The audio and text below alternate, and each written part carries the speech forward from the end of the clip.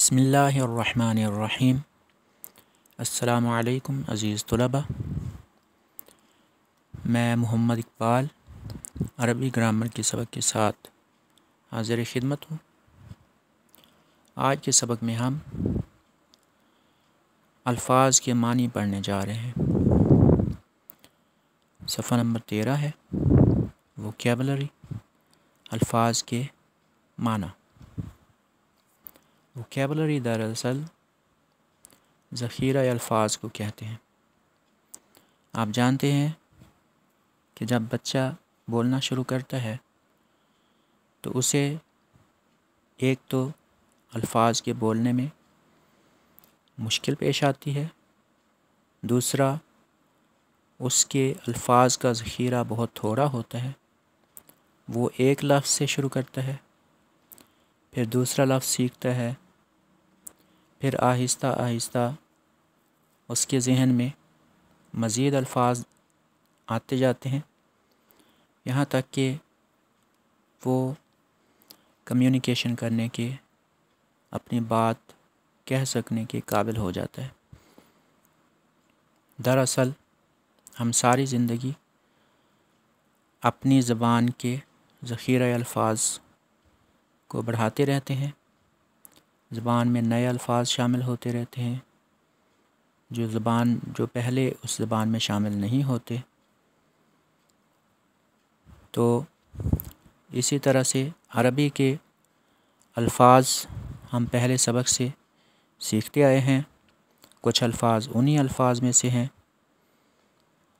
آہستہ آہستہ ہمارے ذہن میں عربی کے تقریباً تمام مروج الفاظ کا ذخیرہ بن جائے گا، تب ہم اس قابل ہوں گے کہ ہم کوئی بھی بات عربی میں کر سکیں۔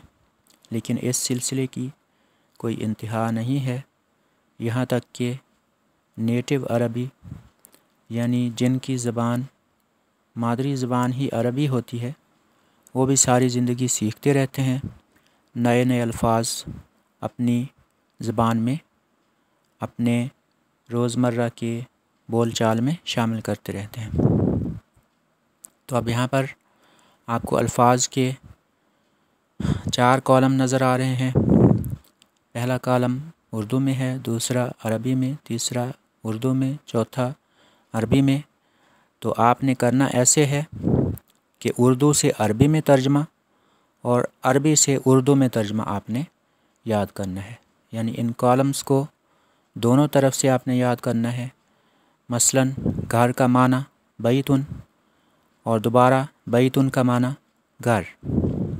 تو ہم ان کو دہرا لیتے ہیں۔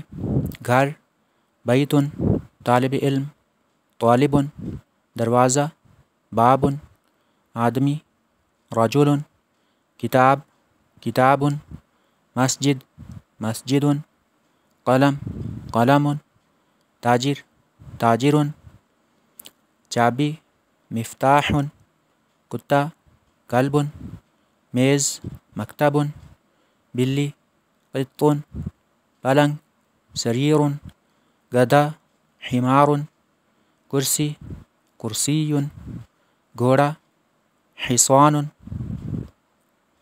قمیص، قمیص، اونٹ، جمل، تارا، نجم، مرغ، دیک، ڈاکٹر، طبیب، ٹیچر، مدرس، لڑکا، ولد، رومال، مندیل۔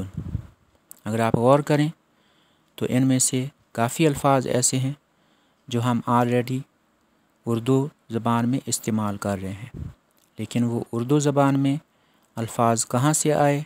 وہ عربی سے ہی آئے۔ مثلاً لفظ بیت کئی جگہ پر استعمال ہوتا ہے، مثلاً بیت المقدس، بیت الحرام، بیت اللہ۔ اسی طرح سے طالبن، طالب لفظ استعمال ہوتا ہے، کتاب، مسجد، قلم، تاجر۔ اسی طرح سے لفظ मुदर्रिस और तबीब, कमीस और वलद का लफ्ज़, इसकी थोड़ी सी वजाहत कर दूं कि हम अपने नाम के साथ जब अपने वालिद का नाम लिखते हैं तो हम वलद का लफ्ज़ इस्तेमाल करते हैं। वलद का मतलब लड़का है, हम इसको वल्द बोलते हैं। वल्द इसका गलत तलफ़्फ़ुज़ है और ये जिस तरकीब में आता है वो फ़ारसी तरकीब है, यानी नाम के आगे जैसे ज़ैद बिन बकर, इसका मतलब है बकर का बेटा। ज़ैद वलद बकर, बकर का बेटा ज़ैद।